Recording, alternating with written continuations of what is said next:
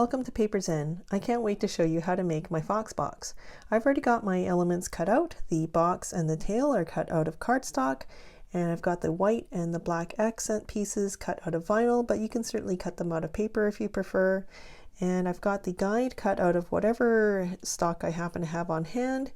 And optionally, I've got some washi tape to stick my guide down. And I've got a bone folder, an X-Acto knife, and some glue. I've also got 2 ink pads here in 2 different colors just to give the tail a little bit of accent color to help it differentiate from the box. First, let's apply the belly to the box. I'm picking up the vinyl, placing it back on the wax, and letting the bottom part hang off the wax. This lets me move it around until I like what I see. Then I can press from above, remove the wax, and press the rest down. I'm going to use the same technique for the ear tips.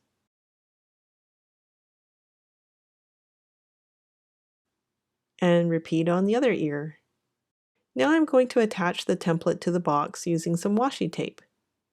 Now, do you see these flaps? I'm going to fold them all down out of the way for now. Now I'm ready to apply the white part of the face. You can see I used the corner of the wax this time, which lets me line up the left and right side. And now we can do the same thing with the ears.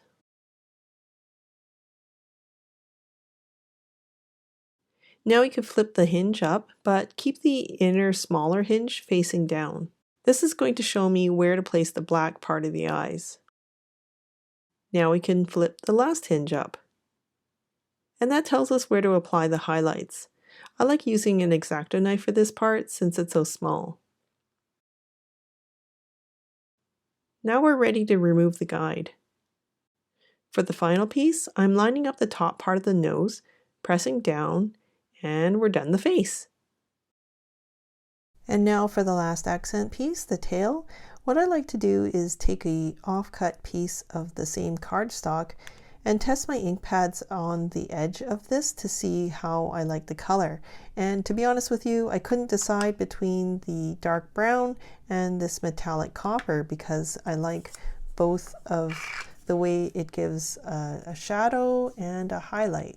So what I'm going to do is just use the edge of my ink pad and brush it against the tail like this. You're just going to give it a little bit of an airbrush look, just running your ink pad on that edge. You can see how it magically gives it some contrast, and it depends on how juicy your ink pad is. I tend to go in gently and softly to see what kind of edge I'm getting, and you can see the more I brush against it, the more kind of shading I can give my tail.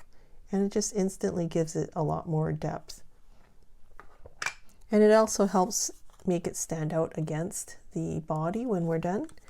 So I'm going to be careful and not smudge the ink that's still not dry yet, and just kind of hold it in the middle as I brush it with the highlight part now.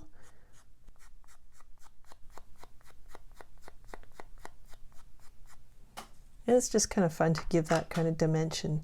So we're going to let that fully dry.